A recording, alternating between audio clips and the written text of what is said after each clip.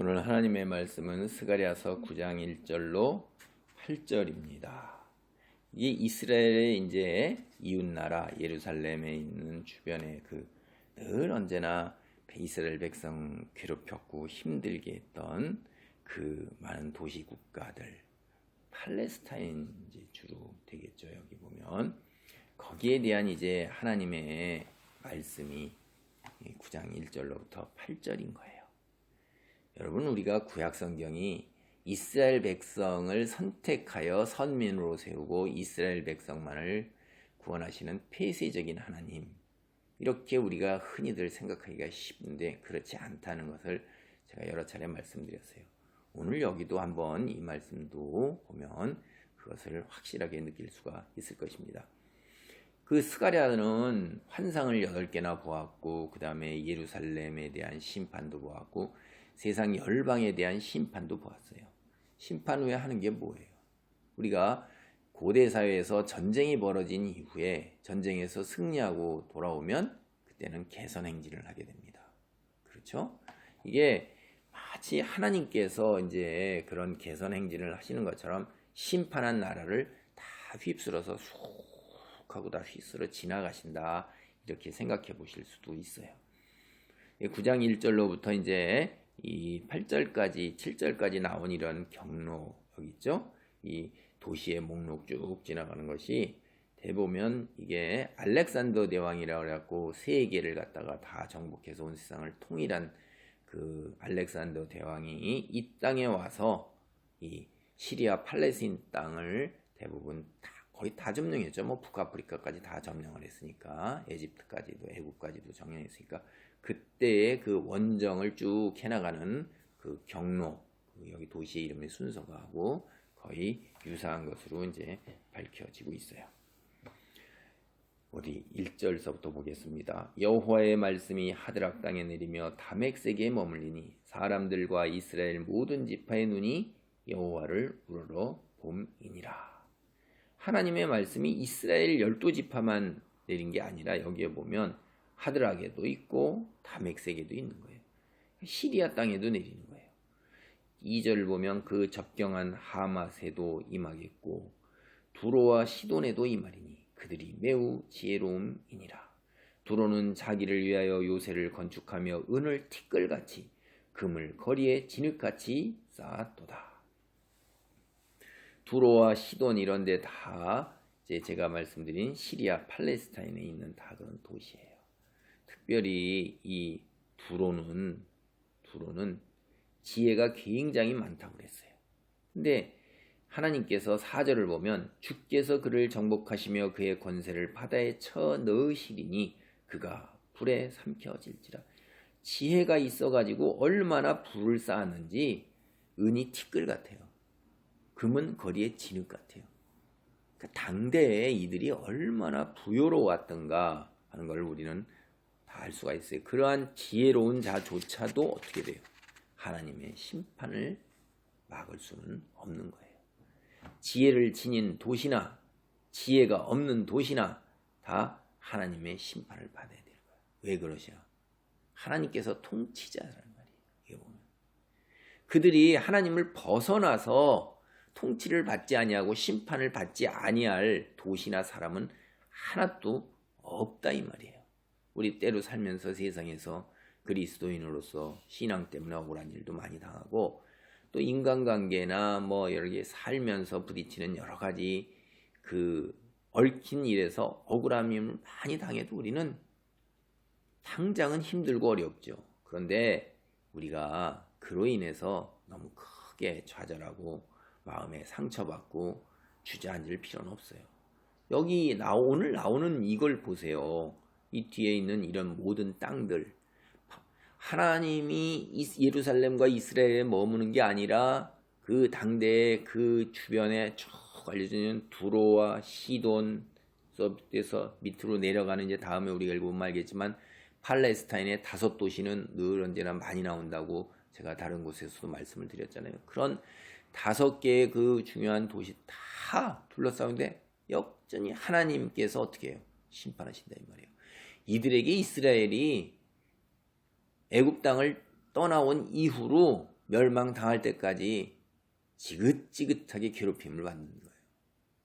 그런데 하나님께서 다 갚으시잖아요. 세상에서 우리가 당하는 억울한 일들은 하나님께서 다 갚아주실 거예요. 억울함을 헤아려 주실 것입니다. 그런데 하나님이 뭐라고 그래요? 너희 손에 피를 묻히지 말라. 내가 한다. 이런 거예요. 이것도 너무나도 은혜로운 거예요. 이 두로라는 도시를 한번 제가 더 살펴보면 이게 세상의 온갖 불을 다 모호한 거예요. 그리고 도성을 갖다가 잘 쌓아서 요새화했어요. 요새라는 게 그게 점령이 그렇게 쉽습니까? 굉장히 어렵다는 거예요. 사실 이 두로라는 도시가 반은 지중해 해안변에 쭉 따르는 육지에 있는 거예요. 그리고 반은 또 800m를 건너가서 그 바다에 있는 거예요. 이게 굉장히 참 독특한 게 형성된 도시예요. 그래가지고선 이 도시를 갖다가 역사상으로 점령한 나라가 없어요. 보면 맨 처음에 우리가 그 강한 나라로 알려진 나라가 아시리아잖아요. 5년 동안 전쟁을 했는데 아시리아가 점령 못했어요. 바벨론, 아시리아 뒤에 일어난 바벨론이라는 나라가 온 세상을 통일했죠. 13년 동안 전쟁을 했는데 결국 못했어요. 페르시아 제국도 두로를 갖다가 이후에 강대국이 페르시아잖아요. 못했어요. 결국은 다 타협안을 따라서 자치와 독립을 허용하고 그렇게 살았어요. 그런데 우리가 이제 여기 보면 하나님께서 심판하시겠다고 그랬죠. 하나님께서 심판하시는 것은 피할 수가 없는 거예요. 세상의 지혜도 피할 수가 없고 부귀영화도 피할 수가 없고 요새로 방어력을 갖췄어도 하나님 앞에서는 피할 수가 없는 것입니다.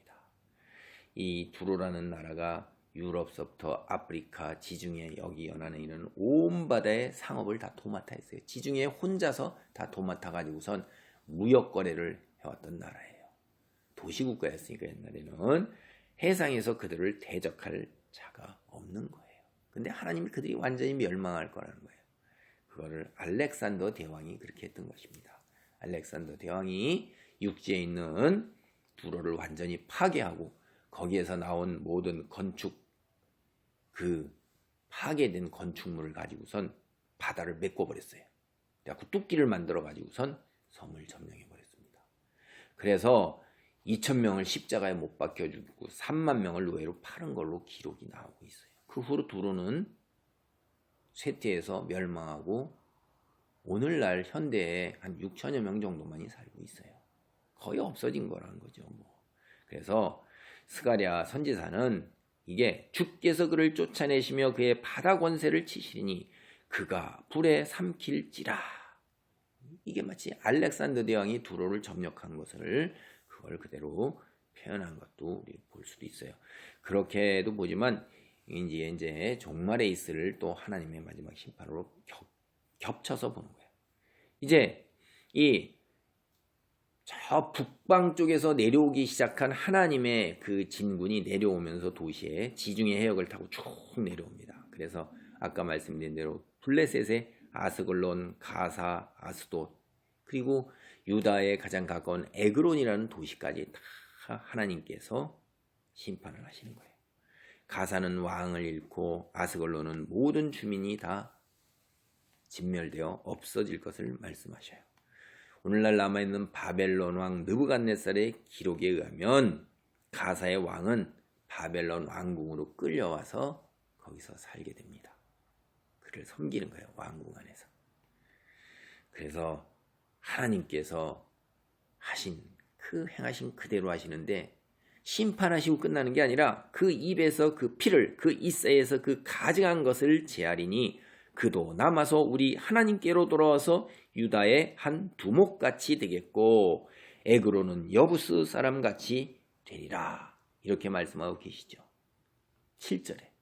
네, 5절도 보면 아스글론이 보고 무서워하며 가사도 심히 아파할 것이며 에그로는 그 소망이 수치가 되므로 역시 그러하리라. 가사에는 임금이 끊어질 것이며 아스글론에는 주민이 없어질 것이며 아스돗에는 잡족이 거주하리라. 내가 블레셋 사람의 교만을 끊고 이게 다 블레셋이잖아요. 싹 심판을 하고 난 다음에 입에서 피를 이싸에서 가증한 것을 하면 여러분 고기를 먹을 때 어때요? 입에 피가 묻죠. 그 다음에 고기를 씹다가 이 사이에 뭐하게 고기살이 끼죠. 이게 그들의 그 피가 빠지지 않은 고기를 먹었다 하는 것은 사실은 가증한 것, 이런 것들 이스라엘에서는 핏째 먹지 않잖아요.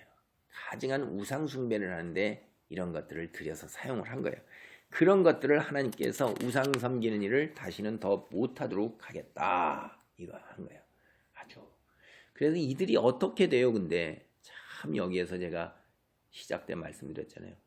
우리 하나님께로 돌아와서 유다의 한 지도자같이 되겠고 에그로는 여부스 사람같이 되리라. 여부스 사람은 뭐예요?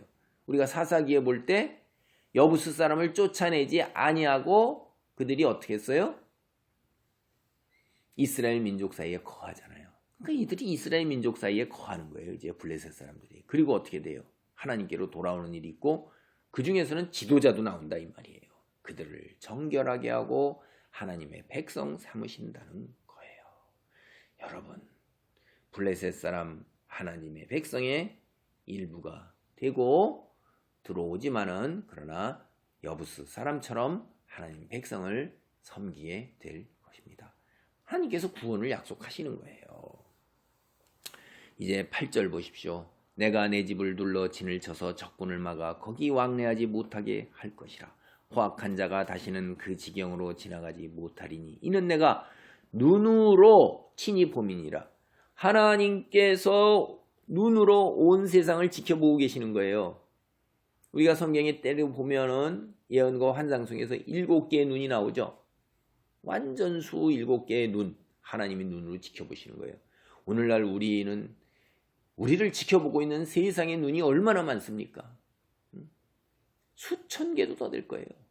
우리가 하루 동안에 어디를 나갔다 들락날락 할 때 벌써 수십 개의 눈이 우리를 지켜보고 있어요. 기계의 눈이. 무슨 말씀인지 아시죠? CCTV로 집 바깥을 나서는 순간서부터 지켜보기 시작하는 거예요. 근데 그런 눈보다도 더 무서운 하나님의 눈. 그래서 The Lord of the Ring 이란 영화의 그 악한 것도 어떻게 나와요? 나중에 그 높은 첨탑에 눈으로 나오죠. 그 역시 세상을 다스리는 공중권세를 가진 자도 그 자기의 눈으로 다 세상을 지켜보고 있는 건데 하나님께서 다시는 적군을 막고 포악한 자가 이 땅에 지나다니지 못하도록 하나님께서 진으로 치시고 눈으로 보신다 이 말이에요. 이게 우리가 누리는 거예요. 여러분. 우리가 이렇게 하나님께서 우리에게 주시는 인도와 보호 속에서 그리고 하나님을 믿지 않는 자들에 대한 그 하나님의 무서운 심판 그리고 그들 중에서도 다시 하나님께로 돌아오고 우리와 같은 정결함을 얻게 되는 한 가족이 되는 놀라운 역사를 이렇게 얘기하셔요. 이러한 일들은 지금도 그때 당시에 일어났고 지금도 진행되고 있는 것입니다. 그리스도께서 이 땅에 다시 오시는 날까지 이 예언은 계속해서 진행될 거예요. 하나님의 사람입니까? 확신 속에서 눈으로 내가 친히 봄이니라. 그래서 왕래하거나 포악한 자가 다시는 나를 하나님께서 괴롭히지 못하게 하시는 그날이 있고 억울함을 하나님께서 다 해결하시는 그날의 소망을 가지고 기쁨과 평안함을 누리시기 바랍니다. 아멘.